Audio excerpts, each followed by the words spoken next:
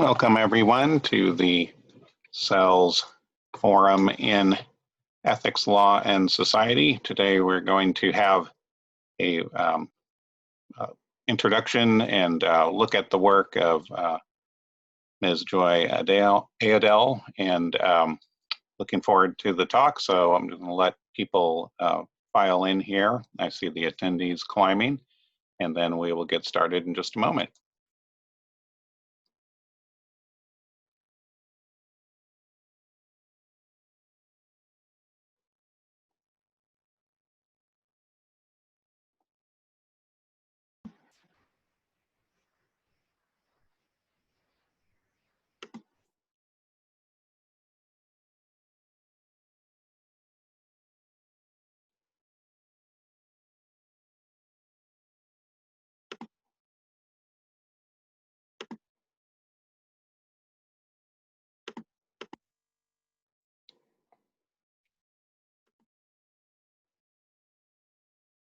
Okay, looks like everybody's in that's going to be in. So Joy, if you're ready to go, that would be great. You can hopefully share your screen as well, and also speak using your microphone. Can you hear me? Yes, I can. Absolutely. Okay, perfect. All right, just getting that on right now. Excellent, wonderful, and it's a great pleasure to have you here with us today, and we're really looking forward to hearing about the work you've been doing with Black Lives Matter here in Sonoma County, because we hear a lot on the news nationally, but it's really good to hear what's just happening locally and how the students here at Sonoma State can get involved. So really looking forward to it. Of course, there have been a lot of really great things happening this last summer within the county, a lot of progress, so I'm really glad to be sharing that with you. I'm just looking at this moment. This screen isn't quite normally what it is. So there's not an option to share screen.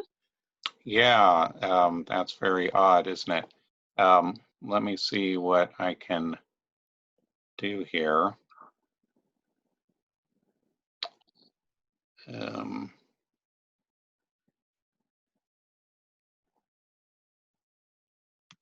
Yeah, we might not get that option.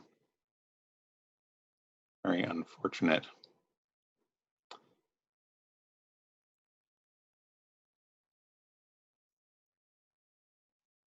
Sorry, everyone, for the technical difficulties here.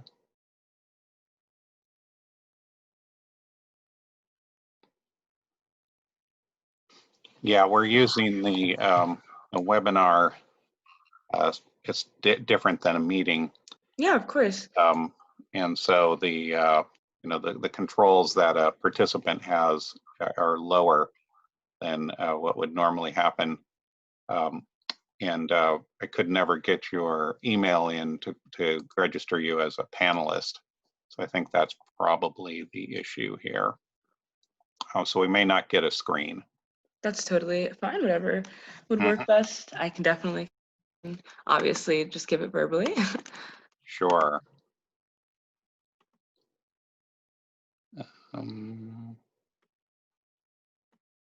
Yeah, I think that's the best we're going to get right now. I don't have any other controls to have you share your screen. No, that's no problem. Definitely, I can go get started with that for sure. Okay, so go ahead, and I'll keep pulling around with this. Maybe we'll get the screen shared in a moment. Perfect, no problem. All right, well, to everybody that is listening with us today, I will just introduce myself very briefly. My name is Joy Ayodele. I am 18 years old. I was born and raised in Santa Rosa, Sonoma County, so I've been here my entire life, and definitely probably will be here for the next couple of years at least. I definitely was very fortunate enough to play a big role in a lot of the actions that were taken in Sonoma County this year with the Black Lives Matter movement. So I will be today kind of debriefing what has happened, the ways in which I organize, as well as the ways in which the community organized generally, to kind of lead us to this progress. However, I will also even just say that starting off this summer, I definitely was personally met with a lot of emotions. So I think I'm going to give a little bit of kind of backtrack on that a little bit, where I kind of stepped into this so that I can give a fair starting point with that. earlier, I believe it was in May of this year, unfortunately, I did lose a family member. My cousin did die in Santa Cruz County Jail. I believe it was May 10th of this year. As that was kind of happening, that was a huge shell shock in my own life, as far as kind of dealing with the possibility that my own family had been wronged by the system. Because I think that ultimately in any situation, regardless of race, when you are having a family member that is incarcerated, you want to believe that the officers and guards and so on would take full responsibility and are competent enough to handle said situations if anything arises in the jail. Unfortunately, we did not get an autopsy report, I believe, for nearly 2 months after his passing. At this same time, of course, in the beginning of May, I believe it was May 25th, we saw George Floyd, the murder of George Floyd kind of arising, and that was a huge shell shock, I think, just across the nation as we saw it play out. At that time, I was kind of still battling with my own, emotions with the situation that had arisen within my own family. And as we were not getting an autopsy report back for so long, there were definitely a lot of questions. For those that don't know, normally you would get an autopsy report back within the first week after someone's passing. However, as I said, we did not get it back for nearly 2 months. Finally, upon getting it back, it was ultimately deemed that my cousin had died from acute water intoxication. And again, for those of you that don't know, that is ultimately the overconsumption of water. So drinking enough water to the point where your organs begin to fail. And of course, I will say that my family was very, in a sense, relieved to have some, reason to point to. However, I personally faced my own concerns of accuracy. I definitely went through my own, thoughts and processes of, is this an accurate representation of what happened? Was my cousin met, in a just way? Was he treated fairly, properly, so on? But I think I quickly put those thoughts aside as I was not I didn't want to believe that an autopsy report could in any way be altered or faked and so on. Now, I will not go on to kind of discuss those details any further as if it is true or not. At this point, I think I'm just going to lay that to rest. However, I think that's very important to bring up in the case of George Floyd. As I said, we did see that kind of breakout on May 25th of this year as well. That as well, though there have been, multiple perspectives from those that were on standby, as well as ultimately now the body cam footage has been released of that situation. It's very clear that the man was met with violence and ultimately died due to it. However, within the first couple of days following his death, his autopsy report as well stated that he had died to pre-existing. I think Yeah, I just yes. promoted you, so I think you can do your screen now. Sorry to interrupt you. No problem. But yes, I'd love to do that, of course.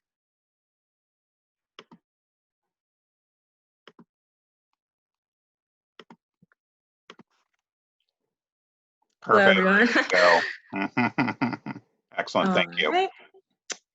It looks like it says that the screen sharing is disabled for the.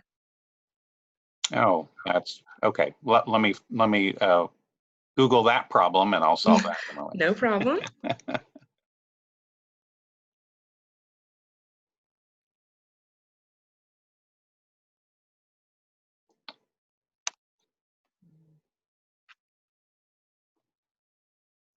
How's that? Let's see. Okay, perfect. Yes. Mm-hmm. All right. Okay, so as I think you can see my screen, it says Sonoma County Police Brutality. So I'm gonna kind of start off there. Perfect, that'll give me a great place to start. So kind of in leading up to discussing and delving into debriefing this last summer, I think it is very important to kind of give a brief history on some of the instances we've seen arise in Sonoma County, definitely to kind of instill the fact that it is not this was definitely not one moment within this movement, nor was this one moment that was really negative. We've definitely kind of seen these things repeat locally, and I think that kind of bringing up those examples again is very important if they were never truly settled and dealt with in the first place. So first one I will be starting with is Jeremiah Chass. Jeremiah Chass, I believe, was a Sebastopol resident for most, if not all, of his life. And unfortunately, he was taken from us in 2007. So on March 12th of 2007, Jeremiah's family actually called, I believe it was the fire department at the time, they were calling to receive some assistance for their son as he was kind of going through a mental health crisis. The day prior to, or night prior to, they'd also reached out, I believe it was also to the fire department as well, asking for help for their son. However, at that time, he was not going through a crisis. It was more of a need that the parents felt that they should have some assistance. And at the time, they were informed that until he was a danger to himself or others, they would not be able to help. The following night, as I said, Jeremiah's parents called the fire department, then explaining that he was in a mental health crisis and that he very much so potentially was a danger to himself. Upon arriving at the scene, I should also make it very clear that though they did call the fire department, ultimately who ended up showing up was the sheriff. This is very common in a lot of cases. The calls are definitely passed on along the line. So ultimately the sheriff did respond to the situation, the sheriff's deputies, I believe. Ultimately, when they got to the scene, Jeremiah had been armed with a pocket knife. This is definitely what is noted as the danger that was perceived with the situation. However, it was very clear to note that he was, I believe, 130 pounds, it said. And again, it was only a small pocket knife. At the time, he had not harmed himself, nor had he harmed anybody when the police arrived. However, though this is the case, less than 10 minutes after the officers had arrived and responded, they had shot and killed 16-year-old Jeremiah, as well as tasered him and handcuffed his dead body. Now, at the time, officers claimed that they had been doing so to protect Jeremiah's younger brother, who was present during the time of the situation altogether. However, it's very important to note that ultimately in the released report, and also I believe I'm not sure if it was his parents or just, witnesses, but sources have made it very clear that at the time that the officers arrived, his brother was no longer in the area. So possibly when the call was made, his parents had, said that, they were worried for their younger son, possibly. However, ultimately when the police arrived, it was just Jeremiah. And as I said, he was 130 pounds and only armed with a pocket knife.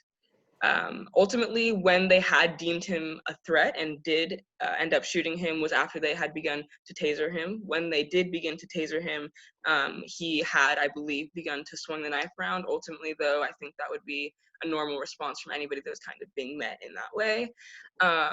The defense attorney at the time for the Chast family has even noted it seemed very clear that the officers got tired, and then after 10 minutes, they shot him.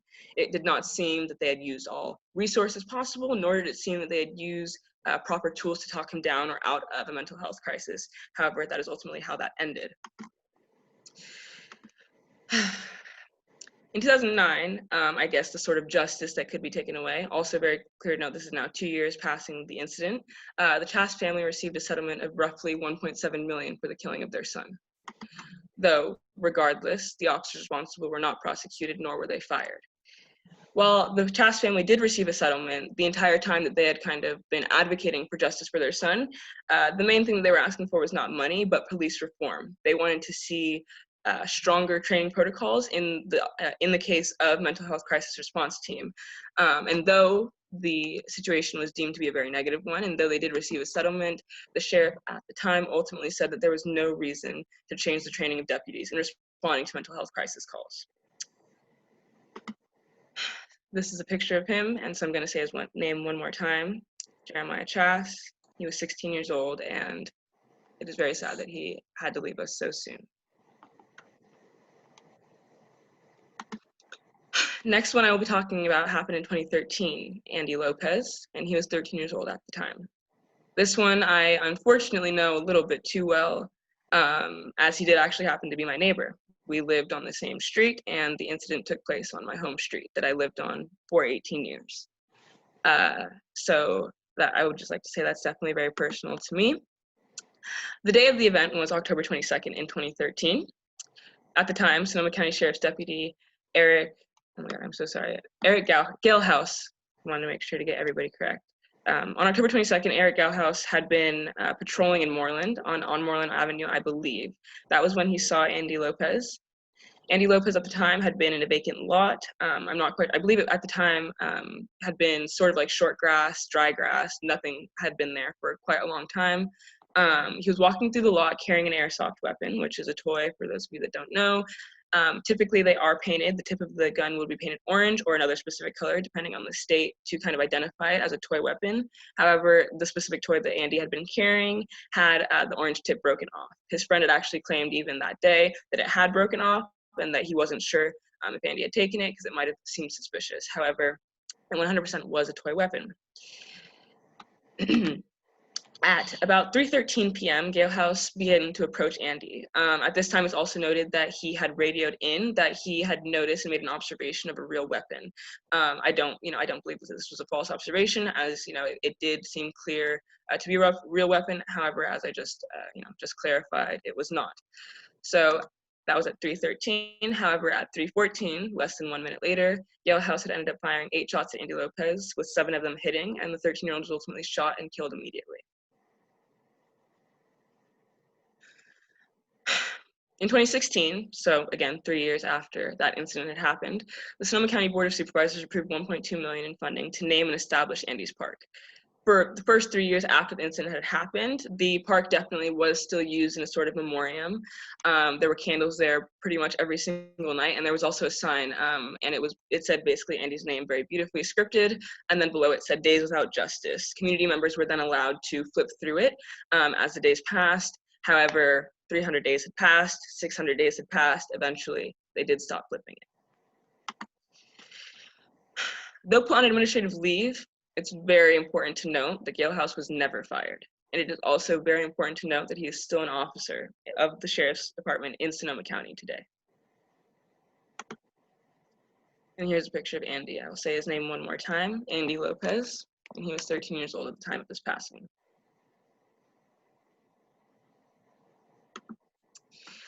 The next thing I'll be giving a little bit of brief history on is IOLERO. IOLERO kind of stands for an abbreviation, the Independent Office of Law Enforcement Review and Outreach, within Sonoma County. Now, IOLERO was established in 2015. This was kind of due to a continuing civil unrest following the murder of Andy Lopez. It was kind of seen across the board that there was not a felt sense of justice in that regard, and the community wanted a further option to have oversight over our sheriff, I guess is a great way to say that. The office was created to conduct independent investigations of misconduct and specifically excessive use of force for the Sonoma County Sheriff's Department. It is important to note that while Andy Lopez and Jeremiah Chash are the only 2 instances I will be reporting, there are countless instances of police brutality and instances where police have responded and ultimately ended up killing the person that they responded to the call for, and specifically our sheriff as well. And that is where a lot of that unrest came from. Now, while this department was established and gave the community, at least for the last 5 years, a huge sense of relief, in a sense of now we have the actual, community members being able to get a secondhand opinion as well as get a deeper look on what is actually happening. Recently, it's kind of been revealed that in the last 5 years, they functioned with no true investigative rights. So what this means is, though they can investigate the sheriff and they can definitely go into investigating misconduct, they can only do so with approval and or request from the sheriff. Now, in order to keep it truly independent, operating entirely under the sheriff does not seem to do so and has not functioned entirely properly in the last 5 years. This, however, I will be mentioning later because fortunately the community has fought very hard for this in the last couple of months. So those were the only really brief moments of history that I need to give in Sonoma County leading up to these recent months. So to start this will be the Black Lives Matter movement in Sonoma County and how the people rallied against social injustice.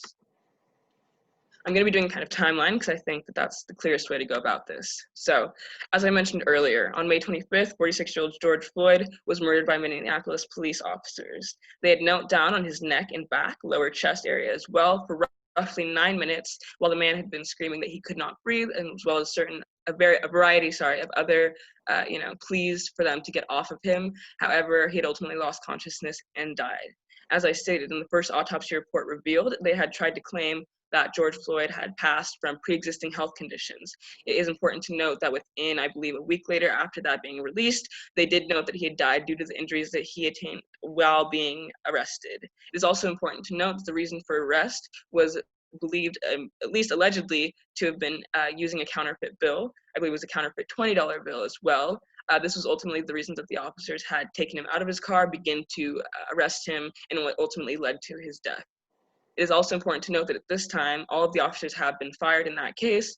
They all are as well, I believe, awaiting trial, though I don't believe any of them have been found guilty yet. All right, and May 30th, that's kind of when we started to see that really break out in our area. Now, immediately, honestly, probably I will say May 26th, 2020, we kind of saw these protests rise across our nation. They definitely carried a lot of power behind them, and it was not in one city. It was not only happening in Minneapolis. And I think the reason for this was very clear, that information was spreading quickly. This was not something that had to be kind of passed ear to ear. This was not a way of, did the police do it? Did they not do it? Waiting for body cam footage that ultimately would never be released. This was something that the community had stood there for, had watched, and the people that were there were infuriated and took it upon themselves to share that. And luckily, that was heard across the nation, and we were able to carry that out for these last couple of months. So on May 30th in 2020, hundreds of people gathered downtown and at the old courthouse square in Santa Rosa to begin protesting the unjust murder of George Floyd. I don't know if this was entirely the first protest that happened in Santa Rosa. However, this was definitely one of the first, and I believe the first an article was published by the Press Democrat on. The reason for this being that the gathering ultimately, I believe, said roughly around 300 civilians from the community. And ultimately, the gathering was entirely peaceful. It went throughout most of the day, late afternoon into the evening, and the group ultimately remained peaceful throughout. However, at a point in the march, the group was met with violence when a red pickup truck drove through the crowd, seemingly at the time to have been trying to hit protesters. No severe injuries reported, luckily, and luckily nobody was super severely injured, and no arrests were made on the topic. However, it is very important to note, the day after, I believe, the incident occurred, the police released a statement, the SRPD that being, released a statement that they had spoken with the resident who had driven through the crowd. Also important to note that it very clearly stated that they interviewed him. However, it did not seem that a lot of questioning had taken place, nor that there was a lot of concern for the violence that had emerged at that protest. However, I believe if maybe that incident had been taken more seriously by our local police department, we wouldn't have seen other incidences, which unfortunately did take place later throughout the summer. All right, the next day I will be talking about is May 31st. Now, on May 31st, Marcus Miles Red Bear Martinez, but most officially and most formally known as Red Bear, is an indigenous tribal leader in Northern California. He was pretty well known by the indigenous communities in Sonoma County prior to this event. However, on May 31st, he had gone downtown and begun to kneel peacefully. He had as well, I believe, brought multiple of his own community members to the event. At the time that he had been kneeling peacefully with his hands up. I believe I will have a photo for that in a little bit as well. The entire time, Red Bear had also been assisting in getting youth out of the crowds, as at the time the police were tear gassing them. This is very important to note as well. Any of these sort of, I guess what some would say, seem to be blown out of proportion methods that police have been using at protests, very much so did happen, and very much so did happen on our own streets. Every night they were gassing protesters with tear gas, so at the time Red Bear had been trying to assist in that and get some of the youth out of there. However, as police kind of started to approach and continued to deploy tear gas, Red Bear, I believe he noted himself, had pulled out his phone, and it was very clear instantly that the police had viewed him as a threat. Now, Red Bear was shot point blank, I believe less than 15 feet away, with a plastic grenade bullet. For those of you that don't know, a plastic grenade bullet is supposed to be shot by an officer onto the ground. The bullet will then explode, and those pieces can go then kind of into contact with their surroundings. However, the officer actually shot Red Bear directly in the jaw. The impact ultimately knocked out 4 of his front teeth, lodging 3 of them in the back of his throat, 1 of them in his tongue. Now, no immediate service was also offered to him on the street. That is clear to note. Red Bear himself got up and ran away and had to kind of care for his situation himself. He was not met with medical aid on site, and so on. So here, the picture that just appeared is a picture of Red Bear in the center there with his hands up. This is him shortly before being shot. And I would like to just give a warning very briefly. The next picture will be a bit graphic, but this is the photo of Red Bear's face after he had been shot. Now, I would like to note, though this was, again, May 31st, one of the first incidents we were really seeing emerge locally, and now 3-4 months ago, the SRPD still has refused to name the officer responsible, and no arrests have been made.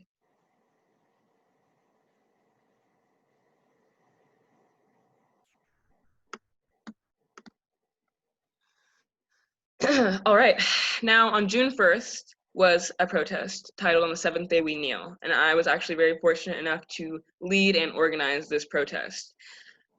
This started off, I believe, around 12 o'clock that afternoon.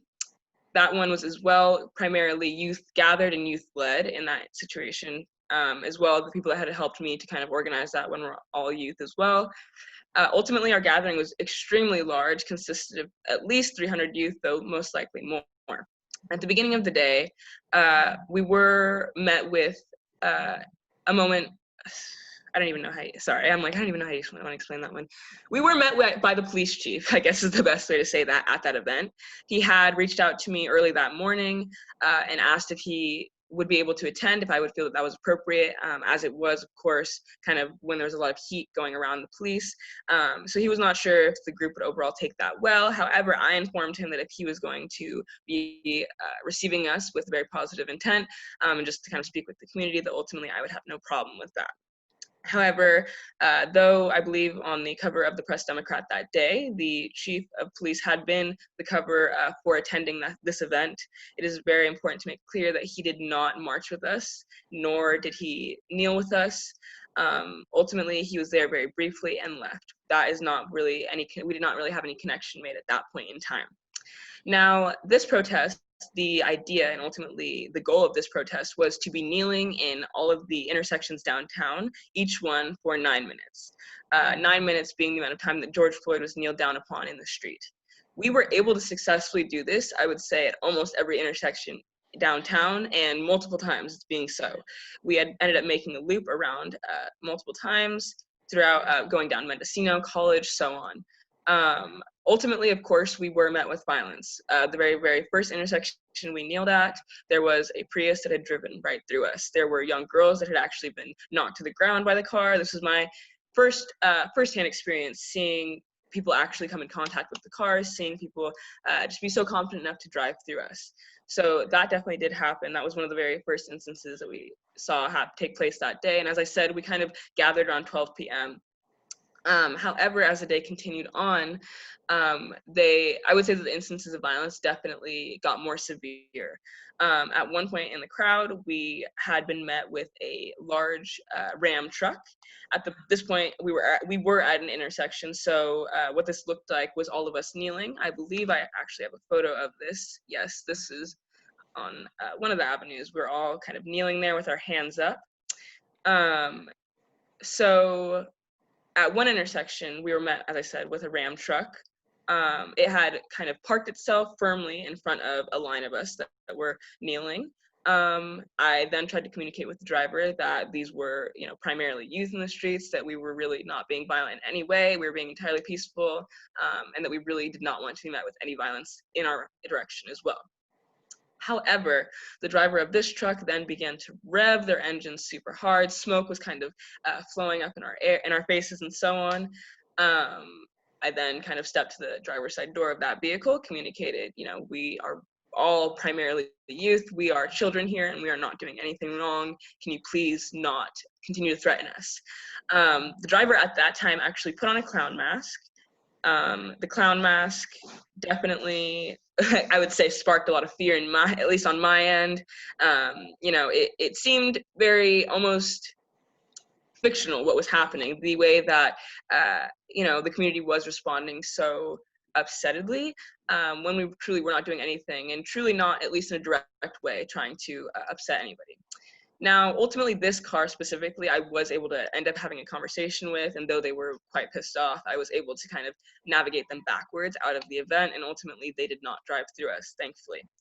However, we kind of continued marching, and down the street, I believe, from that intersection, I'm not exactly, it's one of them, Brookwood and so on. But once we got to College in Brookwood, that intersection, I believe this was going to be our second to last planned kneel, and we were going to kind of be making a loop back around to the 4th Street. However, once we got to the intersection, we had just begun to kneel, and without traffic even having really backed up at all, another car had driven straight through us, this time again knocking some people to the ground and actually slightly injuring a few of the protesters that were present.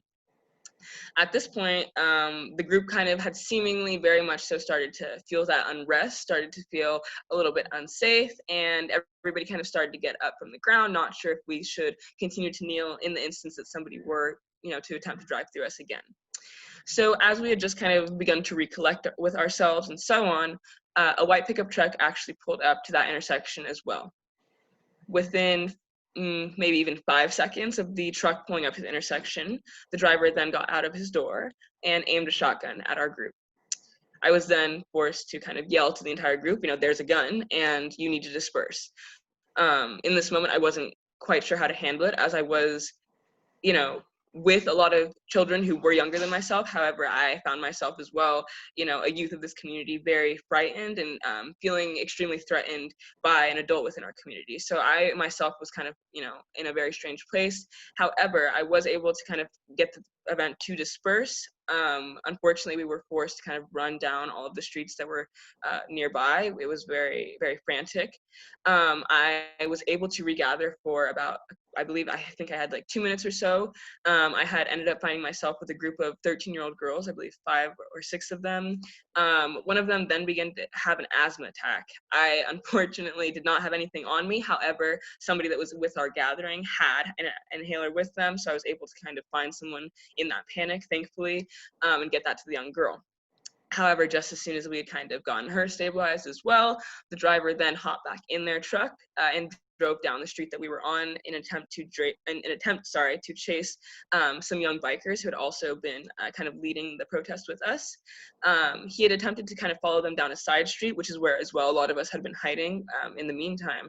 So in that point, we then had to kind of, again, run back to the main street and try to regroup again. We spent, at least my group, myself with the young girls that were with me, we spent roughly 10 minutes hiding kind of behind some cars and in someone's near someone's garage, I would say, for their house. It was just on the main street. However, we didn't really have anywhere to go. So we were just kind of forced to stay there and hide as best as possible. Within, as I said, like 10 minutes of staying there, we kind of went back out towards the main street, and I had seen another part of the protesters. There was probably at least 100 or so of them had kind of regathered as well. So I tried to kind of get us all together to keep that strength in numbers as we continued on. Now, as we continued, we were about to stop at our last intersection, what would have been the last planned kneel and protest. However, I was very clear with the group that we needed to continue and get back to 4th Street, as ultimately the community had gotten too violent at this point, and I personally could not guarantee that it would not escalate further. And if at that point we'd already been met with a gun being drawn on us, I did not want to see what further would look like. So as I was kind of in that headspace of, oh my God, everything just really hit the fan, I looked over and I saw a young boy. I believe he is 4 or 5, and he got out of the roof of his sunroof with his fist up. Now, this is a really, really popular picture. I saw a lot of people that attended that event sharing it, and this is that. It was on College Avenue. And this, as I said, was taking place just moments after we'd had that gun pulled on us. So while that was ultimately a very rough day, while we did march ultimately for 6 hours in 100+ heat, and we were met with a lot of violence, the day ended very beautifully as we were just headed back to the square and we saw this young boy. As you can see, there's tons of protesters around the car. We all took a moment to acknowledge him, to thank him. And in this moment as well, this is kind of where I got a huge spark to start up my organization, what we are fighting for. Now, in this moment, I looked at the community and I was kind of communicating to them. I said, I know this is powerful and I know that you all want to take photos of this, and I know that this young man represents a lot for a lot of us. However, you need to understand that he does not know what we are fighting for. He is young enough that he feels that emotion, and he is probably overwhelmed, and he's probably feeling as if he is part of this movement. And honestly, he doesn't know how a part of this movement he is. However, he does not know what we are fighting for. He is what we are fighting for. So within that moment, that kind of created this larger aspect of something that I chose to focus on and have chosen to focus on, which is ultimately uplifting our youth within our community, and especially primarily with the focus of the BIPOC youth within this community. Now, 8 days later, or I believe it was actually 7 days later, I held my second protest, which was on the 14th day we stand. Initially on June 1st, the seventh day we kneel, the first protest, I had kind of communicated with that gathering of people. I said, if George Floyd's murderers are not arrested within a week's time, we will gather here again. Now, I will say, within 7 days, they were all arrested, and that is something, truthfully, that I do not believe would have happened without the unrest and uproar that we felt from our community in that week. However, it is important to note that justice was not laid within 7 days. So we gathered again. Now, we gathered downtown again at Old Courthouse Square. This time we gathered and we each hand signed, I passed out to everybody that had attended as well as myself. We had each hand signed letters asking to defund the police department, very clearly noting the current police budget.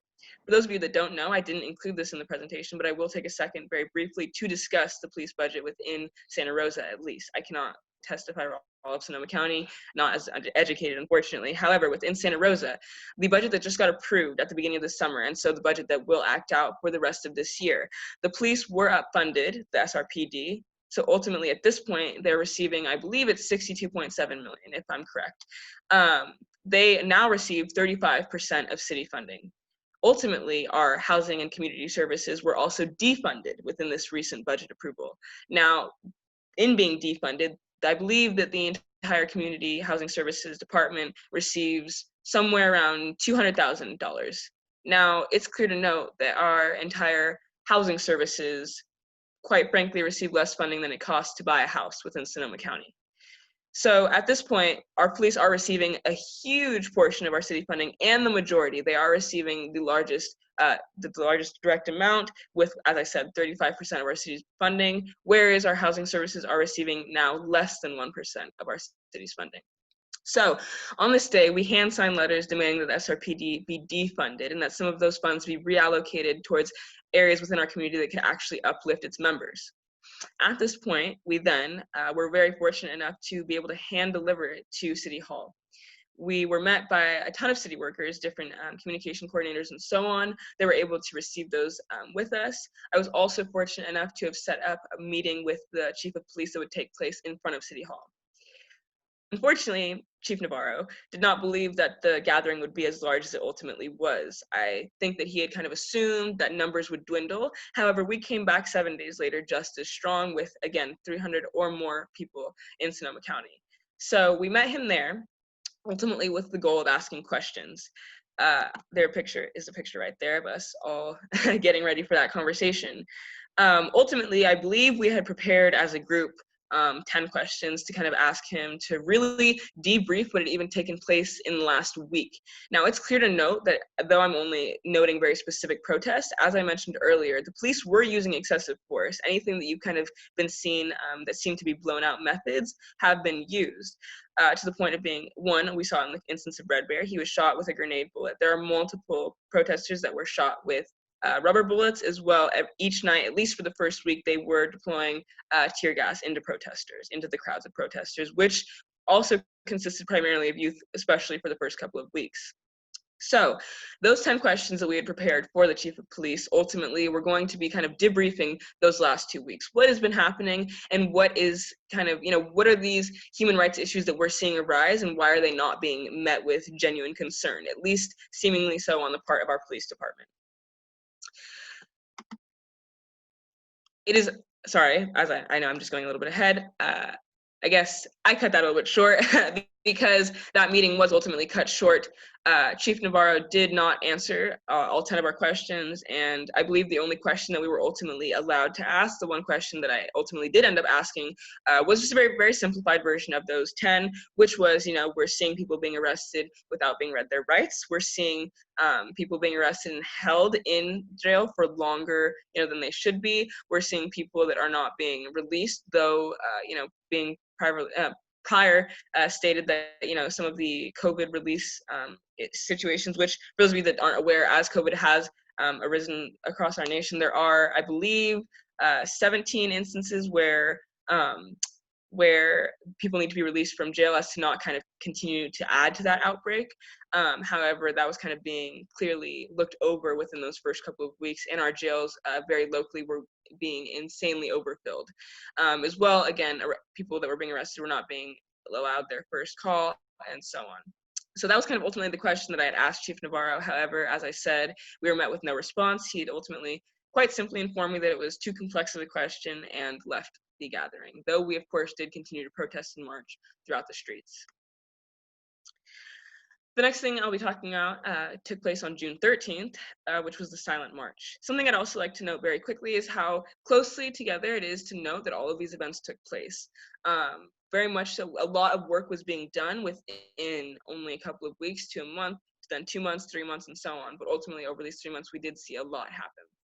So on June 13th was the Silent March. Ultimately, we all gathered at the SRJC. This event was organized and led by Love and Light, which is an organization that has kind of arisen throughout the last couple of months as well within our community. We ended up marching in drumline, or being led by drumline, in protest to the Sonoma County Sheriff's Department. We ultimately stood outside of the Sonoma County Sheriff's Department and first read off the names of police brutality victims within Sonoma County. The list was long. It was, as I said, I mentioned Jeremiah Chass and Andy Lopez. However, I believe the list was in the 90s, if not up to 100 people, and this was only since 2000. So we first did that. We then went about kind of reading off demands, community demands of having a stronger sheriff's department, as well as stronger police protocol and training, and so on. The demands were long and variant. However, we unfortunately were not met with any audience at that one. I know that there were a couple of protests in which the sheriffs did kind of stand at the top of the building. However, most of the time, these protests were not met with direct conversation or communication, at least not in any positive or appropriate way, unless that was kind of being seen with police actively detaining people on the streets. So on June 20th was the 24-hour protest. This was one of the larger protests that took place in Sonoma County. As quite noted, it did take place over 24 hours. The groups gathered earlier on in the day. Ultimately, the goal of this protest was to march from location to location. So I believe ultimately how that played out was, they marched to a variety of parks, streets, so on, just throughout the downtown area. Ultimately, the entire gathering was very peaceful for the most part. However, at one point on Sonoma Avenue, the group was met with violence as an SUV drove through the crowd, nearly hitting multiple protesters. This actively was probably one of the more violent situations in where a car had driven through a crowd.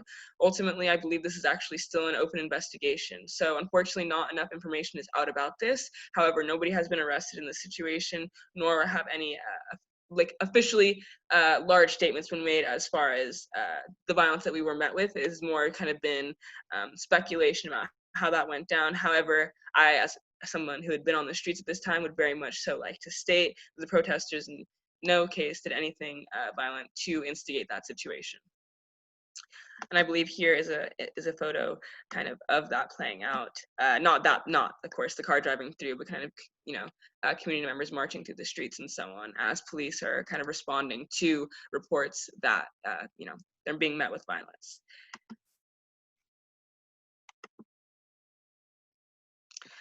Now, on July 10th, this was probably one of the largest moments for this movement locally.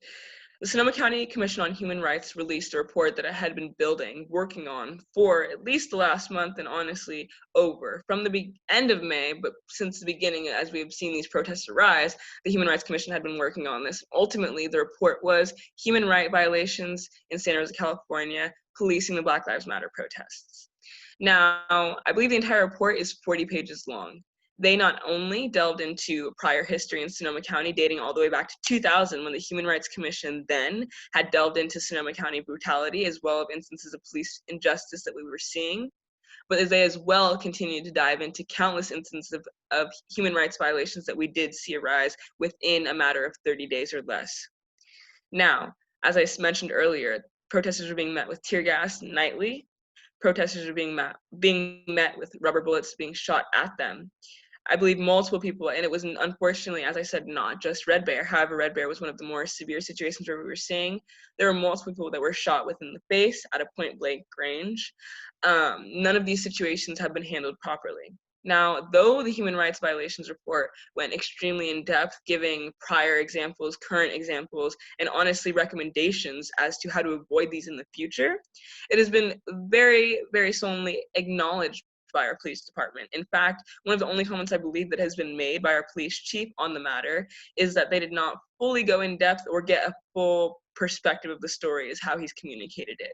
However, it's very important to note that this was not written only by the chairs of the Human Rights Commission, which each have a district in various parts of Sonoma County. They as well used defense attorneys within our local area to assist in writing this for that month, as well as having actually interviewed and gone in contact with all of these protesters that were met with this injustice. So as the Sonoma County Commission on Human Rights does, they really spoke out for our community and made sure that those violations of human rights would not go under the rug. However, it is still being tried to be brushed as so. So it's really important to note that if anybody has missed that report, you can still view it. It is very much so live. It is a PDF. If you just look up the Sonoma County Commission on Human Rights, or if you look up human violations in Santa Rosa during the protest, any variation of that, you will find it, I promise you. And it is well worth the read to just stay educated and up to date on what is happening within your own community and a lot of the violence that we are seeing arise. On July 31st, I led another protest, which was titled Peace of Our Minds. That one was not only a march, but it was also a car caravan, which ultimately proved to be very, very effective.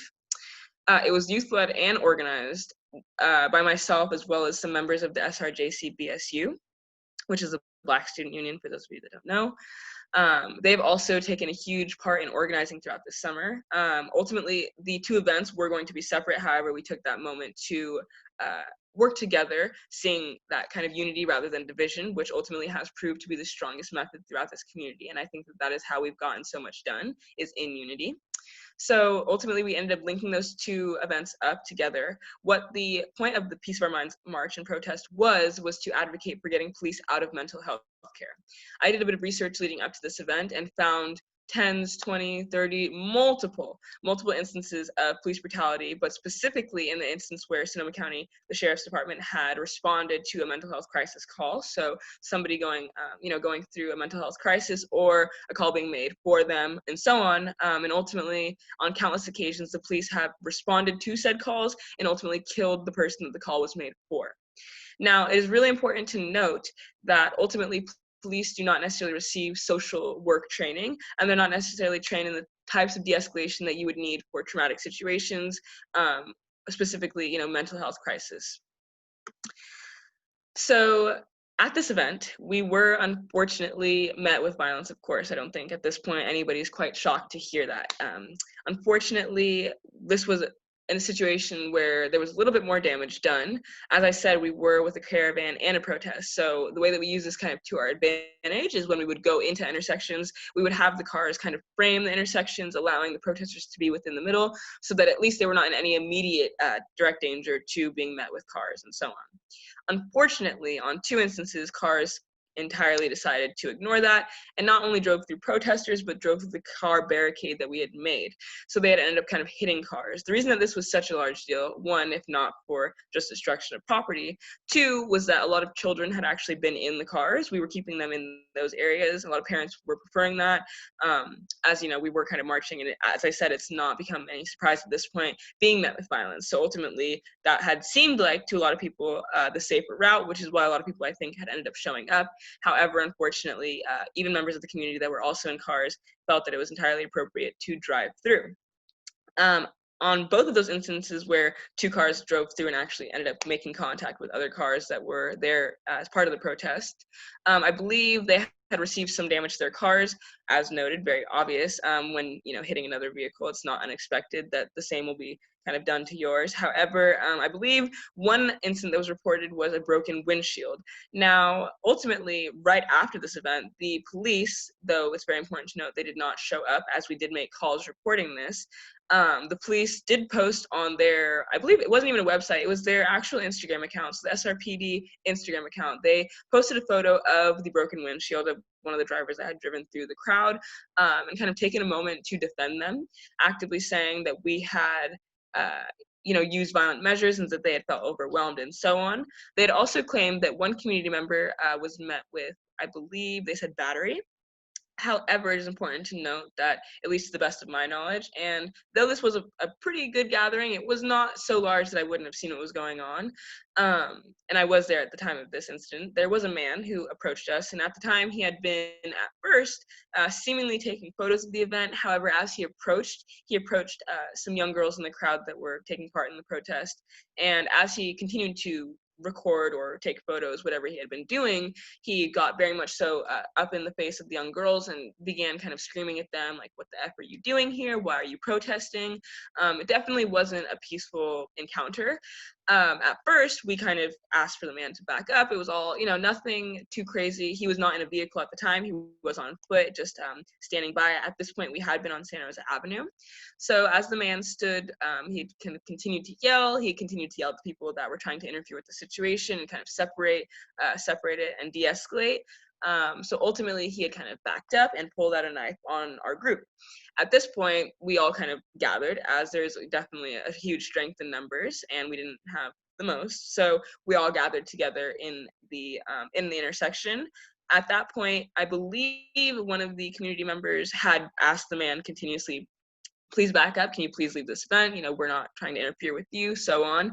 As he had then pulled the knife and again continued to threaten us, he was hit. I believe somebody had pushed him back with a skateboard. This was ultimately the incident of battery that he had been reporting. However, again, the police did not respond to us, nor did they publicly acknowledge or in any way defend us in that instance as far as being met with that violence. Rather, they chose to defend the community members that were in that situation. Now, ultimately, kind of leading back again to the point of this protest, it's important to remember this was, asking that kind of, again, funds be taken away, defunded from the Santa Rosa Police Department and reinvested into an alternate crisis response team, a response team that would be more fit to respond to calls of mental health crisis rather than police officers. At the time, I had given an example of Cahoots. Cahoots is a program up in Eugene, Oregon, which is a pretty small town. It has functioned for the last 30 years, I believe, has been an active program. However, we've really seen what it can do within the last couple of years. So now what Cahoots is an alternate crisis response team. Ultimately, what they do is they filter calls through dispatch with their local police department. So rather than even having the police department call them or try to get in contact with them, they just take the calls themselves. So say there's a call of somebody, going through or experiencing a mental health crisis, the Cahoots program, the alternate crisis response team, would then kind of receive that call through their dispatch. They would then deploy a team they're not in uniform, they don't have any weapons, so on, so very casual clothing and very normal cars. They are supposed to approach the situation, kind of go respond to that. Ultimately, if the person, the social worker, who is a trained social worker, as all members of that team are, if they respond to the situation and they then feel that police intervention is needed, then you can call the police officers and they will respond. However, I believe in 2019, they stated that less than 1% of all calls filtered through the dispatch ultimately needed police response, so less than 1% of that. The Cahoots program also saved, I believe, the county $8 million within the last year on the amount of police resources that did not have to be used, and as well 0 of the incidences that they responded to, which I believe they said was ultimately 35% of the calls that were made to their local police department. 35% of them had been mental health crisis response calls that they were filtered. And of those 35%, 0 of them resulted in death or injury. So this was kind of a flyer for that, for that event. If you've had moments of wanting to take your own life, that does not give an officer the right to do so. And again, kind of solidifying and advocating that police are not the appropriate people to be responding to mental health crisis response. In early August, the Sonoma County Board of Supervisors voted 5-0 to put the Evelyn Cheatham Initiative to strengthen Ayodele on the November ballot. Now, I mentioned Ayodele very briefly in the beginning of this conversation, so I'll mention them again in debrief. Ayodele, as I said, is, it's an independent office in order to have further investigation of our sheriff's department. And as I have said as well, though this kind of was ultimately established to create some ease to that unrest that we were seeing throughout our community, and ultimately with hopes of having more strict oversight of our sheriff, ultimately they have functioned for the last 5 years without any true rights over police information. So they cannot access files, they cannot go into further investigation without having request or approval from the sheriff themselves. Now, this is very, very clearly proved not to be the most effective way of going about things, as ultimately if they're not made aware of situations, or if they don't have the full transparency to review files, they will not be able to kind of fully delve in deep enough to ensure that we're seeing that happen. So, as I said, on August 6th, I believe, the Sonoma County Board of Supervisors voted to put the Evelyn Cheatham Initiative on the ballot in November. What the Evelyn Cheatham Initiative is, this has kind of started circulating, I believe, as well earlier in the summer, however, again, kind of picked up momentum later on. The Evelyn Cheatham Initiative was, as stated, to strengthen Ayodele. So this would kind of, in short, give them rights to accessing, recordings, body cam video, so on, in order to access reports as well as witness accounts and so on. Ultimately, just to get any information that they would need to truly investigate independently and deem if the situation was met with misconduct or if it was handled appropriately. That is what the Evelyn Cheatham Initiative is going to be doing. That is to strengthen Ayodele. It has a variety of propositions that will ultimately lead up to that. Fortunately, it has been placed on the November ballot for vote. So this November, if you are able to vote, if you're viewing this, you probably are. So remember to vote yes on Measure P. Measure P is to strengthen Ayodele for better police oversight of the Sonoma County Sheriff. So vote yes on that. I would also like to note, as a sort of an update to Peace of Our Minds, but as well, as of early September, the Board of Supervisors has now approved $5.5 million be allocated to the mobile support team. The mobile support team ultimately is kind of our version of an alternate crisis response team. So at this time, they're what would respond to mental health crisis calls. Now, unfortunately, they don't work quite the same way that Cahoots does. They don't filter calls through dispatch, so they respond as well as the sheriff. They both do. However, the Board of Supervisors have expressed interest in developing a Cahoots response program within the next few years. Now, that is a huge note to make, that as of July 31st to the beginning of September, ultimately around 1 month, we kind of saw that change. We were on the streets screaming for exactly that, and we're kind of seeing that go underway. So ultimately, those are specific instances of community gathering that took place over the summer, and those are direct actions that were taken. Those are movements that have been made, and those are moments that were contributed to this movement locally. Now, it's very important to know as well how the people organized throughout all of this, because as I said earlier, together we are stronger in numbers, and having that unity will always be stronger than division. So having the community organized in those ways really allowed for us to see more stuff happening within the community. And I think what ultimately led to us seeing change happen so quickly. The first group that I'd really like to highlight is the Sonoma County Monarch Project. You can find them on socials at SoCo Monarch Project, and I'll include all of the handles below. Now, their mission is to use public art to humanize and advocate for immigrants and other marginalized communities. Prior to this summer, the leader of the Monarch Project, who is also a youth, it is important to note that this organization is entirely youth-founded, youth-led, and youth-run. They throughout Sonoma County have at different points put murals of butterflies throughout the town.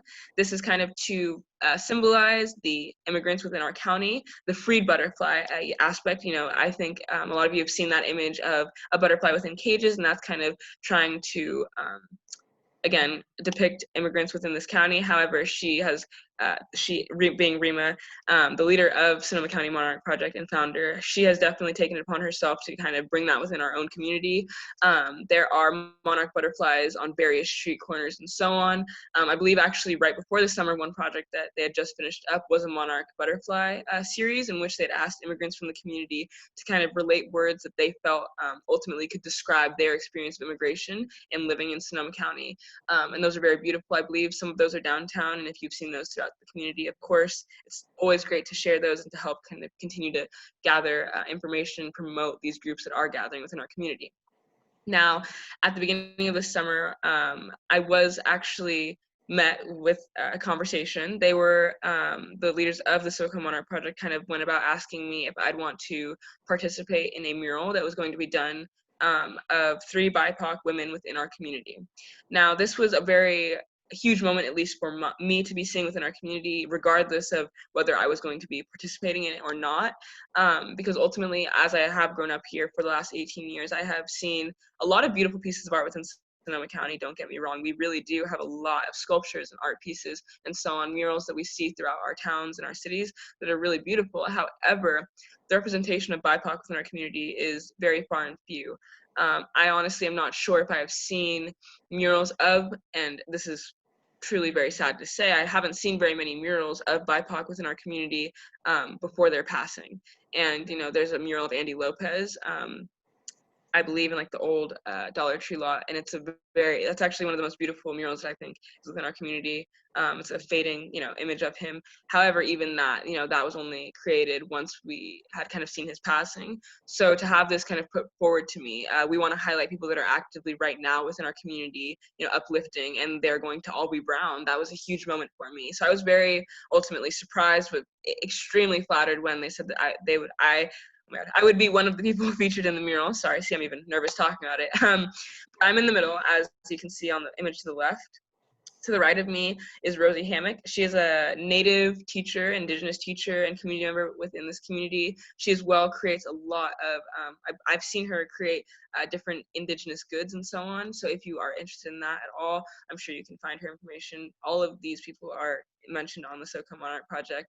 Bernice Espinoza is the image to the right of my own. She's a defense attorney within our community. She has been very prominent in the work that she has been doing, and I believe first kind of saw her breakout within this community actually around 2013, 2015, when we were kind of seeing Andy Lopez, that situation still unravel. However, most recently, she did take a huge place in the human rights violations report that was made, and she assisted them in doing a lot of legal work that they were not able to do themselves while being actively out on the streets. So there's a huge appreciation for both of these women that are alongside me in this, and I'm also greatly appreciating the fact that I was featured in that at all. However, as I said, this was definitely a huge moment to just see not only people of color, but women of color within our community being highlighted for the work that they've been doing. So I'm very grateful that my work has been seen in that way. To the right of that, this is actually a mural that was finished, I believe, honestly, within the last week. This is a tapestry of our people, and this is on 4th Street for those of you that have not seen it or would like to go see it still. On either side, as now, of course, due to COVID, all of these restaurants have outdoor seating. There's kind of like barricades on the side of 4th Street. So on each side of these, the SoCo Monarch Project went about painting, again, murals of community members. However, this time, I'm not even sure how many there are. I believe there's upwards of 10 community members that have all really spoken out in this last summer. The majority of being BIPOC, a huge amount of them being queer and trans people within our community. So I was really, really glad to see that. Each mural on the ground, as well as the street, kind of highlights different symbolism and different symbols that can be used to represent each of these groups within Sonoma County that have ultimately kind of been unrepresented for so long, or at least received a lack of representation. So I was really, really glad to see that. And if you have not seen either of those, the mural onto the left is on the Three Disciples building on Mendocino downtown in Santa Rosa. And again, the one on the right is on 4th Street downtown. So I would really highly recommend that you go see those in person if you haven't, or at least check them out again at SoCo Monarch Project. Now, here are a couple of other organizations that have organized and arranged, collected themselves as well within this last couple of months, and played a huge role in some of the changes that happened. And as I mentioned earlier, the organizations that I have started is What We Are Fighting For. It is an organized mission to remind the community what we are fighting for through sustainable education and continuous community outreach. In the summer, I think we were very fortunate to see a lot of education continue to spew out, even as kind of the school year had come to an end. There was a huge summer learning that took place as far as information being disclosed within our community, and as well as people kind of knowing where to get that information. So if you have any interest in that, I am consistently, and my group and I are consistently promoting and getting information out, not only locally, but nationally, as far as what's going on within our community, different injustices that we're still facing, as well as different things that you can do actively to assist. So if you are interested in kind of anything like that, that is one way that you can get that information locally. And you can find that at the handle What We Are Fighting For entirely as is. Another group that has risen this summer is Uplifting Black Leaders. Their mission, or ultimately, they are a group of Black students and community members that have a collective goal to use their voice in Sonoma County to uplift the community and uplift specifically the Black community. You can again find them at Uplifting Black Leaders. That is their handle. I would really highly recommend anybody looking at their information as well. If you want to even just reach out to them personally, if you have any interest in communicating, they're a great group of people, primarily youth in this community, and they're very open to conversation. They've also been taking a huge part in organizing a lot of these events that have taken place recently. Ultimately, currently what they're really advocating for is to kind of have a Black community center and a Black student community center within the SRJC. As it says, it's a group of Black students and community members. However, a large portion of the Uplifting Black Leaders is made up of the SRJC Black Student Union, and they're kind of being met with their own injustices on campus as well. If any of you are JC students, or if you were at one point JC students, or if you have anybody that is a JC student, within your collective area, I think that it's very important to know that they are very much so receiving some discrimination there, and it's very important that that is met properly and appropriately. So at this point, they are trying to advocate for a safe space for themselves on campus, as well as advocating for the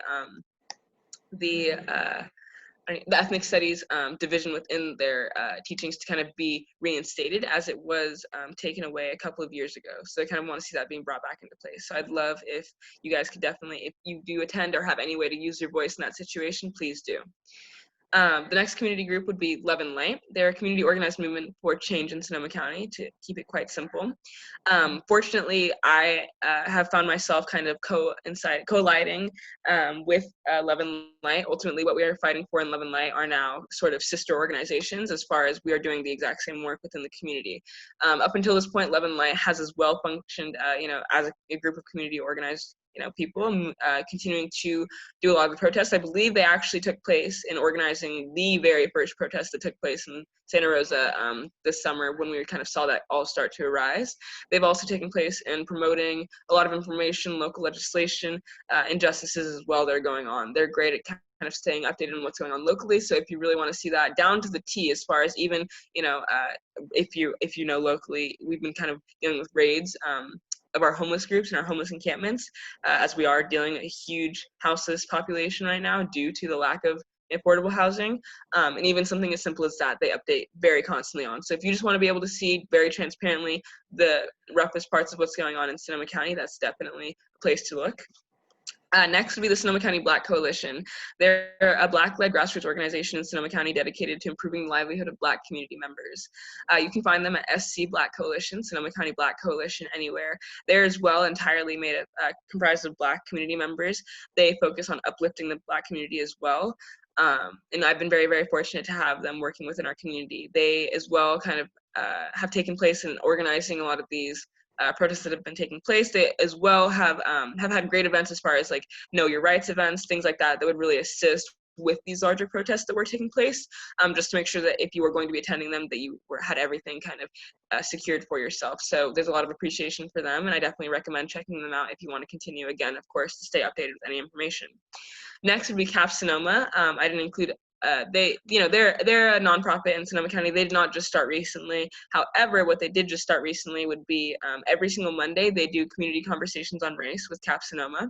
I've been fortunate enough, I was on the conversations, I believe, twice. The first conversation they did this summer took place in early June, I believe, if not July, and they kind of began with speaking with Chief Navarro, our Chief of Police in Santa Rosa.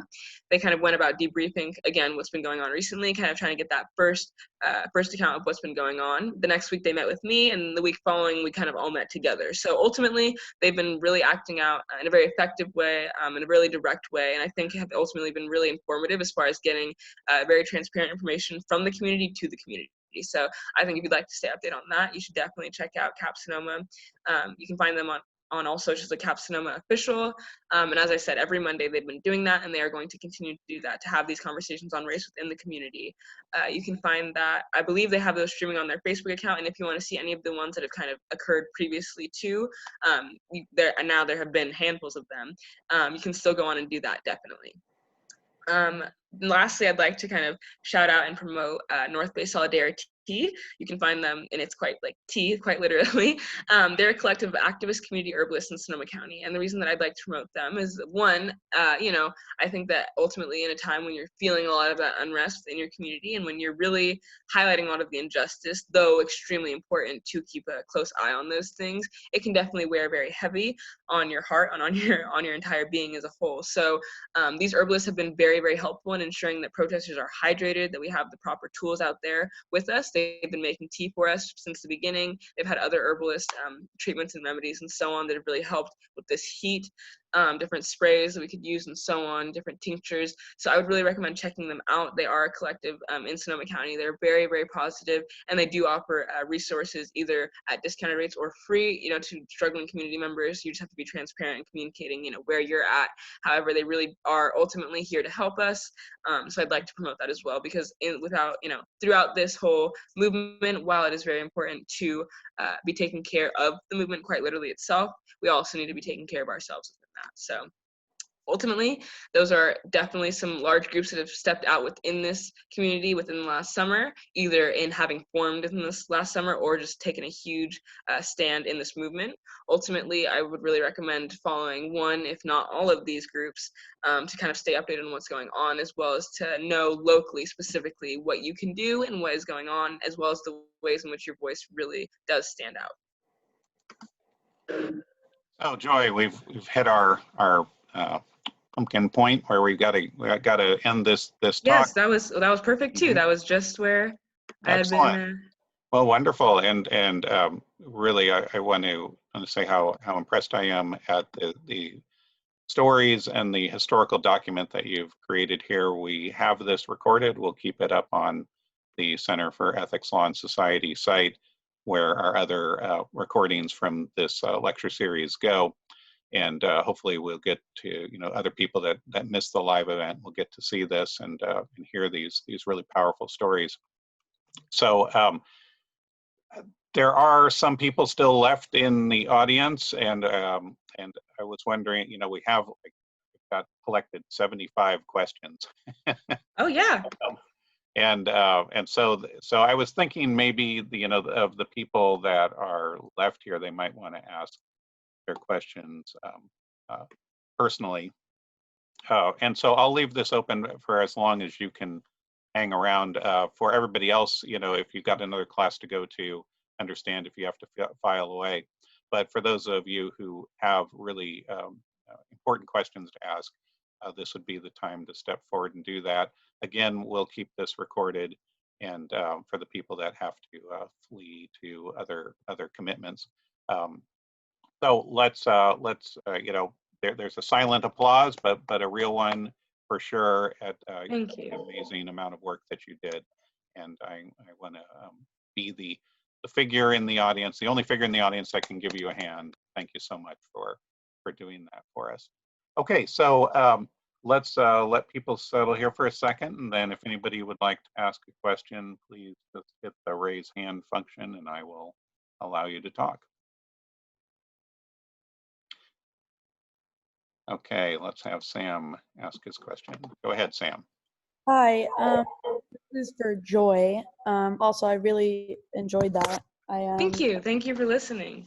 Yeah, of course. I'm not super educated, and I want to change that. And this was, I feel like, a good place to start. And I was just wondering if there was any way that we could reach out to you personally, or is it just through the?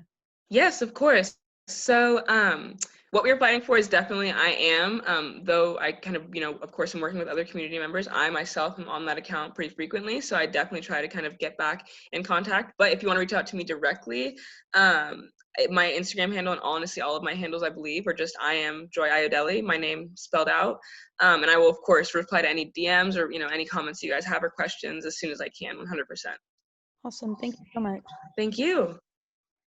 Okay, let's hear from Scott now. Hi, Joy. Hi. Thanks for all the great work you're doing. Oh my, thank you for listening in. Of course, it's a pleasure. Thank you so much. I wanted to ask, I have two questions, but if it's too much, maybe just one is fine. Maybe there's probably other people. Have enough energy for whatever you've got. Awesome. So what is your response to those who say that voting is the only way of creating social and political change? I think that's a great question. While I would say that it is a very important and very strong way to create that change socially and within our political system, it's very important to note that unfortunately, one, a lot of the things that we want to be voting on, we might not even quite get the chance to. So voting can only do so much. However, as a person within your community, you can really advocate for what you're kind of trying to want to see on that ballot, so you can kind of use your vote from there. So at least locally, obviously, as I mentioned, the Ayodele issue that's kind of happening, though they've kind of been able to kind of go on for the last 5 years without any true investigative rights, and that's kind of been very hush-hushed, and they've been kind of pushing against that wave for the last 5 years. It's no progress has been made. However, in the community collectively advocating for it, speaking against that, then kind of promoting that information, we were able to get that on the ballot. However, had the community not done that, your vote could only do so much. So I think it's very important. It's both a hand in hand. I think that locally, always, it's really important to speak out for what you want to be seeing, that change that you want to see happen within your community, because you can entirely be that change within your community. But I think that, of course, using your vote and getting out to vote is something that's also very important. And unfortunately, I've met, even within this last summer, people that are so passionate that are wanting to go out, and that they've told me to my face, I don't want to go and vote, or I don't want to vote, or I don't see the necessity in voting. And unfortunately, that's very, very sad to hear, because it really can be any number of votes. It can be one or two away. So truly each individual being counted in that, and having your truth, your piece spoken within that, whatever this may be. Obviously, in November, we have our presidential and our local elections coming up. So I think that it's really important to have in hand both of those things. However, if you are a citizen in the United States, if you are 18 years old or older, I believe that it is not only your right, but it is your duty to vote locally and within, the national elections. Awesome. Thank you so much. Thank you. I was wondering if you had any thoughts on how the domestic struggle against racism is related to the international struggle against racism used to justify, endless war, imperialism, colonialism. That's great. So I think making that distinction is very important, and I think kind of not made enough. I did see this kind of talked about earlier on in the first weeks of the summer. I was really fortunate enough to encounter a lot of people that actually were not Sonoma County native, and that had immigrated here, if not from other parts of just our nation, but directly as well. I met a lot of people that had moved here very recently and that were attending the JC, that had come from Africa very specifically, and Nigeria as well, which is where I actually happen to be from. In kind of having that interaction, it definitely forced there to be a lot of conversation of, in these areas where, for example, in South Africa, there's a lot of territories that were kind of established there. So the population is honestly not as, drastically different as you'd assume. There's definitely a huge white population there, Black, mixed, light skin, so on. We've got definitely a whole range of color over there. However, you go up to Nigeria, which is where I'm from, Western Africa, pretty much all Black people, very, very dark people of color. You won't, even seeing myself, I definitely stand out in that bunch. So kind of putting those topics all together, it really kind of connects not only racism, however, as well colorism. And I think that those two have definitely separated themselves as time has continued. However, it's very important to note that even within our own, even across this nation, we definitely experience that. However, in the United States, I would say racism is definitely more blatantly in your face, in the sense that, we're kind of being met with that comparison of Black being lesser and white being superior. So I think that that's definitely one thing that in the United States specifically, we kind of definitely are seeing play out due to, the territories that have been laid here, a lot of the colonization that has happened here. I think that's unfortunately because we are seeing a group of people feeling as if they are not belonging, and ultimately I think that that's where that you would not feel such a huge pressure from that if it was not acting out in some way. If there's kind of that racism existing, it was more of a personal belief but not directly impacting people, it wouldn't be so severe. However, there is a huge hold on that. So I'm really, I think that kind of thinking about that across the US, that's kind of how we see things, and that's why it plays out in such an oppressive way, where we are seeing quite literally that, where, we kind of have that white superiority, and it makes it kind of seem as if Black and brown lives are taken less seriously and kind of are treated as lesser than. However, when we go back, across the seas and so on, while of course there's definitely those social issues, racism itself is not quite in the same way. And in fact, as I mentioned earlier, colorism is definitely probably more accurately the way to say that. So, when you kind of get, as I said, to Africa, and quite specifically in South Africa, that's a great example. You're not going to be seeing so much direct racism. You're not going to be seeing so much institutionalized superiority where quite literally there is another group or a race suppressing and pushing down, oppressing another group of people. However, you are seeing across the classes, if there are lighter skin, how I myself am mixed, as a mixed person, when compared to those of dark complexion, you are either seeing in some areas, and it's very interesting how this works, but in some areas, you're kind of going to see, again, that those of lighter complexion raised up within the community. However, in some areas, you're going to see those of lighter complexion even pushed down within the community. And ultimately, that kind of definitely asks a huge question of us. Ultimately, will that oppression be seen where there's a majority? Is it about race, or is it, are we going to see it if there's a social class? If, people have more money, is that majority going to weigh heavier? If there are people, the majority is white, is that going to have more control over the whole social class? So ultimately, though that plays out differently, I think that, we see that play out very differently for specific reasons. And I think that exactly noting back to a lot of that colonization is really where that started and the way that things were gone about. And I think that even though a lot of that colonization, when you learn about that, I guess, kind of growing up, it all seems so distant, and you wouldn't think that it's still playing out today. However, a lot of those moments in our history have resulted in the deep change that we're seeing, and kind of, unfortunately, not only a lot of the cultural aspects that can be really positive, but as well, even that social injustice can be historical and has carried down. Thank you so much, Joy. I will be joining you in the streets. Thank you so much. Thank you, and I'm glad to see you. Okay, let's hear from Kathy now. Hi, Joy. Hi. I just had a quick question. I really want to go into the prison reform system and kind of the forensic psychology route to put emphasis on the person and not necessarily what they've done, if they even have done anything at all. Okay. And I wanted to know what you thought about prison rehabilitation programs, kind of like hospice and all those kinds of programs, and especially with rehabilitation not only for the system but for the people that are put through these very, very tough circumstances, like Khalif Browder, for example. Yeah, I think that's a really great question. I myself have definitely, as I've kind of seen a lot of these human rights violations and the way that a lot of people that have been entirely peaceful have been met with either charges or actual arrests, I think that that's encouraged me to delve deeper into our justice system and the way that those things are handled, and if there truly is that reform that is kind of supposed to be taking place. I personally am very sad. I know that even just growing up locally, I did know a lot of people that were in and out of the system, people that kind of were in the juvenile system very frequently. And as I've grown up, even in very recent conversations, it's been very interesting to me to kind of discuss with friends of mine that are white that did kind of either at multiple points or at least at one point in their childhood or younger life end up in the juvie system. Now explaining that though they were as well, in that situation, and though they kind of had to face it as well, it was made very, very clear that some people were not ever expected to leave that system. Not necessarily leave juvie exactly, but a lot of those people are expected to come back and to return, and the system is in a way shaped to do that.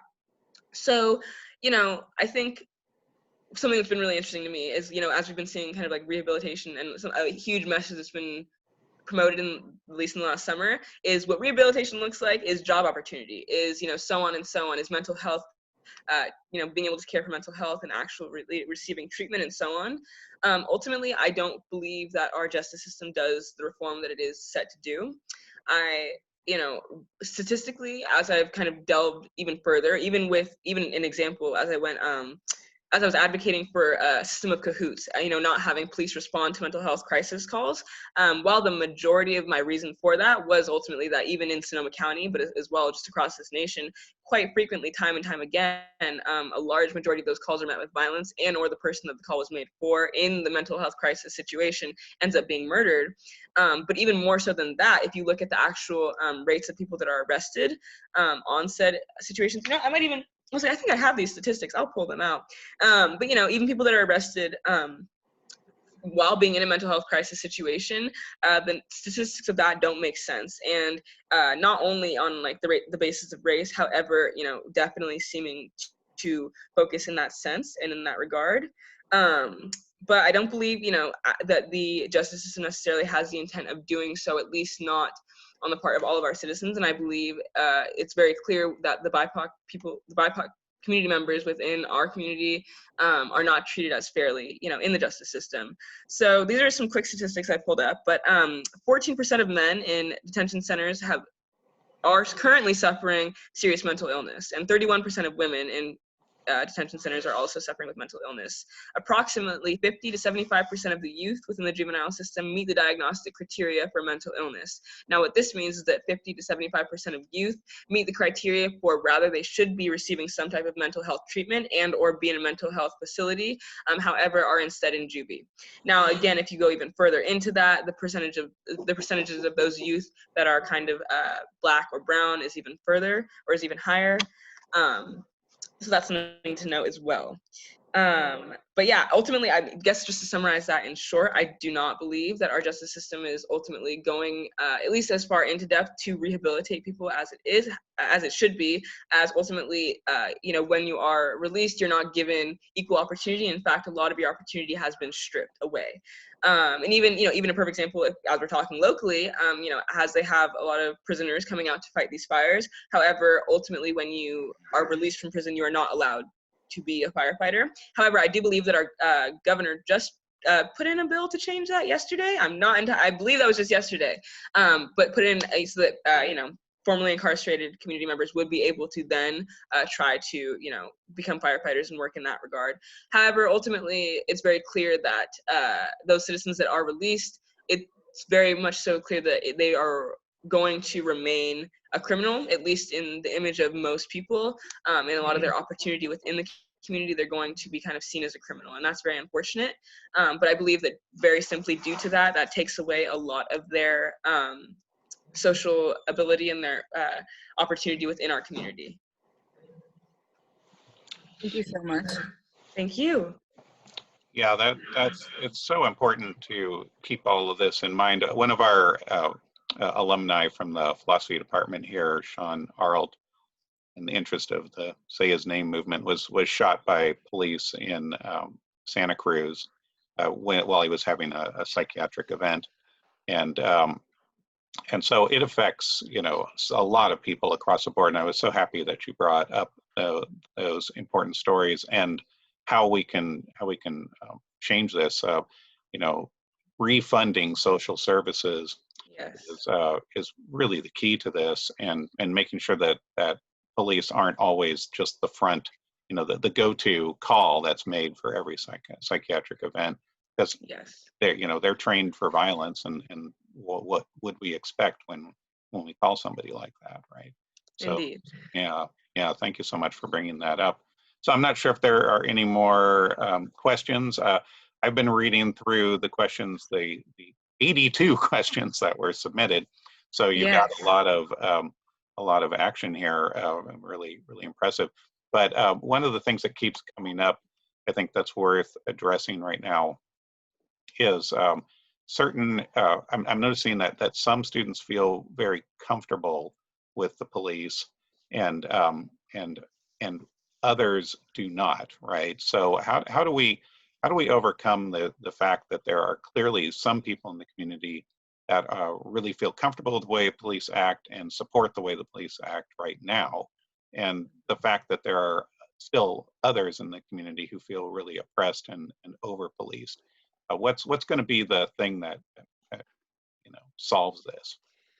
I believe, ultimately, I don't know, I don't think that there's going to be any solving, or at least not quick solve. However, I think that those students that do feel that comfort, I would say, within, with and around our police force, I think I'm at least pretty, and this might be me, but I'm pretty confident in saying, that it'd be fair to say that those that are, feeling comfortable enough to say that are at least in a point in their life where they're receiving some more privilege. And I would like to make it very, very clear that while, you might feel very comfortable around the police or not feel directly burdened by what they have been doing, or, you know, you don't feel fearful of what they have been doing.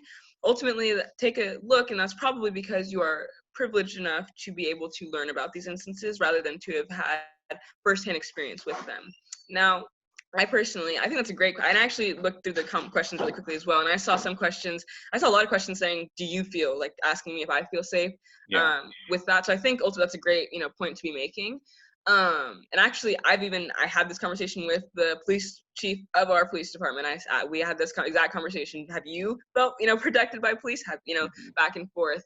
And ultimately, I truly, you know, in no way trying to slander anybody nor, you know, the profession as a whole. I personally have never felt protected by an officer. I've never been in a situation where, you know, I was either endangered or where, you know, somebody else was endangered, where I saw the police actively help. That's not to say that, you know, I have not, you know, experienced that happening within our own community. You know, even for example, I will note that being at protests, I noticed that if police had been there quite at the beginning, you were not going to be met with as much, you know, uproar from the community, because I think people are more, you know, not wanting to be met again on either side with that interaction from the police. However, on a very general side, I have not felt that protection, nor have I felt an outreach to offer that protection from the police in our area. I have on multiple accounts, you know, felt profiled, if not entirely, like, had racism thrown in my direction. Unfortunately, one of my very first encounters with an officer where I was seeing that happen was when I was about, I believe, 7 years old, and I had just had a pretty major operation in San Francisco. I was coming home, and my brother was driving. My brother, being even lighter than myself, actually, he's also mixed, but he's quite light. And even him, you know, having even that little bit more privilege, you know, we were pulled over.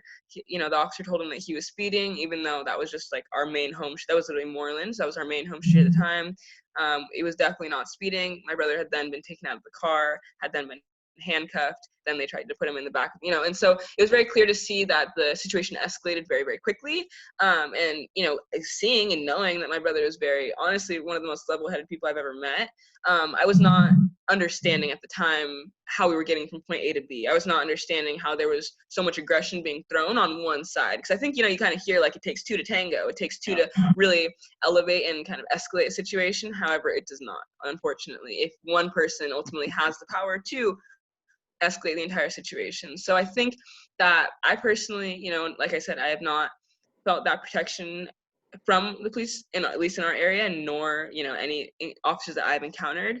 And I believe that that's a very common story told by BIPOC within our community. I don't think that ultimately we have a huge support from the police, nor has there been a huge show of it.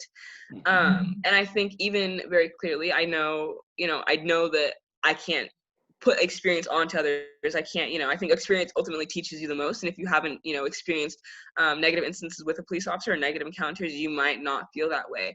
However, even just locally, if you, not even talking about encounters that I've had, but just something that I've been able to witness, our police departments have very clearly not stood with the people. And this is like a message that I will convey. You know, we saw, I don't even know how many, I named like 10 protests, but we saw countless protests because they were happening every single day, and they were happening multiple a day in Sebastopol, Santa Rosa, Rohnert Park, Petaluma. So, you know, all throughout Sonoma County, but as well at different times and so on. Ultimately, the police did not show up in like actual participation to any protests. They did not march, nor did they kneel or stand with any protesters throughout the last 3 months. However, the one protest that they did attend was a Back the Blue event. This was an event in support of police officers. There were signs at this event, and this did not only take place in Santa Rosa, this was also in Petaluma, Sebastopol, so on. Of course, many signs at this event insinuating all lives matter, blatantly, you know, not acknowledging the Black Lives Matter movement and so on. In fact, a lot of these people were very hateful as well. I knew personally a lot of organizers that had gone to the event to try to have a very like positive conversation with the officers there as well as with the protesters that were there. Unfortunately, it did not go very positively on that end. So to see the police, you know, very clearly not even show up to our protests, quite literally, even when we were met with violence, and regardless of, you know, if it was a protest or so on. And even the very first protest that I mentioned where we had a gun pulled on us, as I said, that was Brookwood and College. And for those of you that don't know, that is on the same street as the Santa Rosa Police Department, and that is like 2 blocks away. And ultimately, even though we had I'm personally made at least like 5, 6, 7 calls back to back, as well as I know I'm sure a lot of people that were in the area made a lot of calls, they did not show up. So it's very clear that they have chosen where they're going to stand with their people. And ultimately, if you are going to choose to show up to an event, that ultimately the Black the Blue event was also like 10 people that had showed up for the protest. But not only did the police show up, but they brought multiple squad cars, ended up parking on the actual like square of downtown to monitor the whole event as well, parked across the street, and then had officers on foot at the event. So ultimately, you know, if they're going to put that much effort into protecting as well as attending an event like that, it's very clear that they're not there for the people, but they're there to kind of uphold and really support their power.